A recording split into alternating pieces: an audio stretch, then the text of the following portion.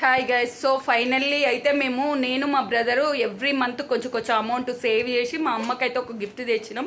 అదేంటంటే పుస్తల గోల్స్ అనమాట. ఇంతకుముందు ఉండే బట్ అదేంటి అంటే పోయిందనమాట. సో చిన్న గిఫ్టే అనిపిస్తుంది మాకు. మా అమ్మకి ఎంత చేసినా తక్కువే అనమాట. తను ఎందుకంటే తను మా కోపాన్ని, బాధని, మా అల్లరిని, మా చేష్టల్ని అన్నీ భరించిందంటే చాలా గ్రేట్. అసలు మా అమ్మ లేకపోతే మాకు ఇద్దరికి ఇంత మంచి లైఫ్ ఉండకపోతుండే, ఇంత గవర్నమెంట్ జాబ్లో ఇలా ఉండకపోతుంటామన్నమాట.